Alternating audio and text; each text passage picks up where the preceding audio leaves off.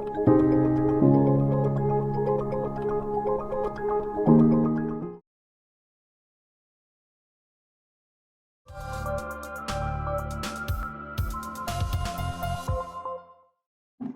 this is Rashi Sahai and you're watching Medicircle. Today on our Children's Health Awareness series, we have Dr. Madap Karuna with us.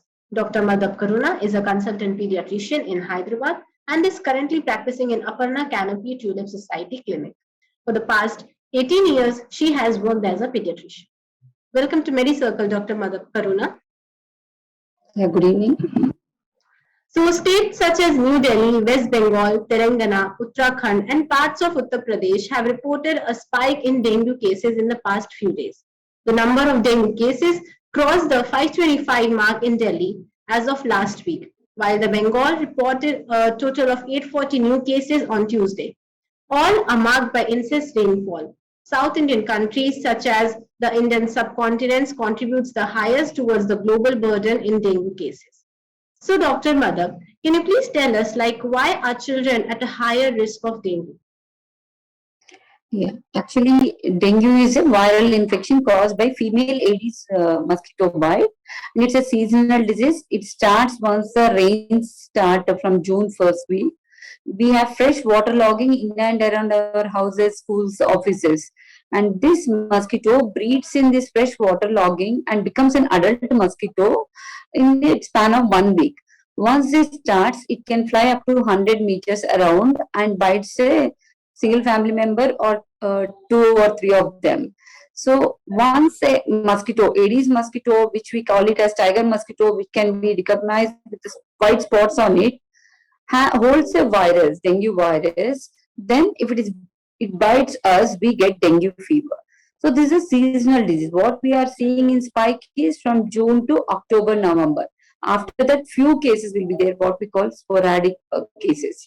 So every year it is happening. Last over 17 years, I am witnessing that there is a huge increase in the case number during this season. If you look into past news items in over years, few years ago, Delhi didn't even have a single bed for patients, and one child expired because of dengue, lack of ICU care, and no bed. And parents also committed suicide after seeing that. And 3 years ago in Telangana, we ourselves found it very difficult to shift ICU children to hospitals with ICU care because there were no beds available easily. Okay, doctor. So, can you tell us, what are the symptoms which you generally see in a children having dengue? Yes.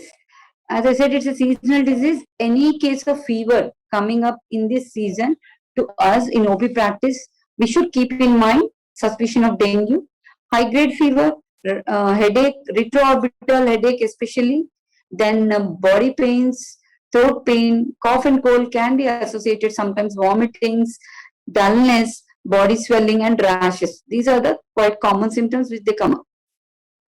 Okay, doctor. So, what are the ways and means which a parent can adopt to just protect their children from having dengue? Yeah, this is a quite a good question. As on today, there is no vaccine for dengue because dengue virus have 4 types, and internationally they are spending a lot of money on research, but they couldn't find vaccine in last 1.5 decade. Unlike in COVID, for a single type of variant, they found vaccine within span of 1 year. So when there is no vaccine, what is in our hands is prevention. To your information, because of the healthcare expenses during this season of dengue fever, 55 million people have been pushed below poverty line due to healthcare expenses. So another reason to prevent it. So the best way would be avoid mosquito breeding in and around your houses. Many of us, being educated also, doesn't have a awareness that dengue is caused by mosquito bite and it's a seasonal disease. So once we come to know, we should also know that this freshwater breeding, which breeds in and around our houses, is in small pockets. 50 ml water below the plant, there will be a plate. Even in that, or waste article or coconuts, tires, waste articles what we keep outside the house, they hold the water and cause breeding sites. If we can remove weekly once these breeding sites, take out time, Sunday, 10 minutes at least, go around your houses and rooftop and remove the water logging, you can remove the larval stage. Tackling the adult mosquito is difficult, but removing the larva is very easy. And also you can spray anti-larvicidal, then use machardani, bat, or fogging can be done in the locality. If a case is identified in our locality, I should inform entomology team. They'll take up by GHMC and do fogging. And personally, when you're sending children to school, you can use that odomos creams or any other mosquito repellents which are natural after sensitive test on the skin. And then full clothing. 3 years ago, when we requested through legal system, the school education has allowed pants during rainy season for children, so that you can wear full clothing to avoid mosquito bites. Especially this being a daytime mosquito bite, this mosquito bite can happen at home or at your workplace or school. Not only in children, we see a lot of adult cases with dengue. So look into the breeding sites in and around your place weekly once, remove the breeding site, avoid it to grow into adult mosquito. And if a case is reported in your locality, inform the GHMC officials, take help. And as per WHO protocol, 50 houses should be screened in and around for mosquito breeding site of Aedes, and educate the people and do fogging. This way you can prevent further cases. Okay, doctor. So, can you please tell us some ways and means which so that the child's immunity can be boosted and they can fight against such infections? Immunity in the sense, any child with some deficiencies, we do advise vitamin D supplementation or multivitamin who doesn't eat properly, or fussy child. But specific immunity against virus, see one more new thing about dengue is we have 4 types of dengue virus, and we can get 4 times dengue fever in lifetime. In some other country, they found a new variant and they can get 5 times. So once I get dengue fever first time, the second time it can be severe, because the type of virus would be little severe, the second virus. So especially dengue serotype 2. So what I can best do is prevent it from mosquito bite.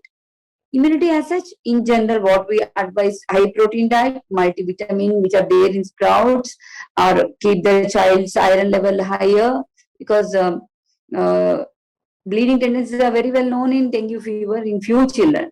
So correct anemia, then give multivitamin supplementation and vitamin D supplementation in regular diet.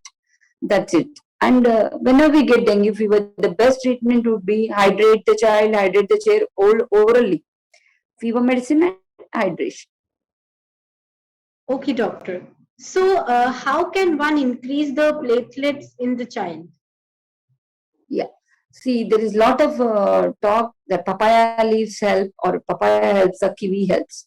But what we have observed clearly over last 17 years is patients who got admitted or who got admitted to ICU, once the viral load comes down in them, even if the platelets have gone up to 20,000, this once the viral load comes up, they start picking up automatically over the next 3-4 days.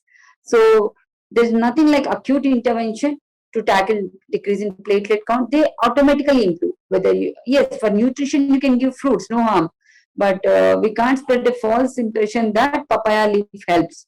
If I give papaya leaf or not, the platelet will increase. And I haven't given over last 17 years any of my patients papaya leaf extract, but advise them the nutrition food. And one more thing, till the platelet counts are around 10,000, there is no need to transfuse the platelets. Okay, doctor. Thank you so much for coming to our show and sharing your valuable time and insights with us at Medicircle. It has been a pleasure having you on the show. Thank you, ma'am.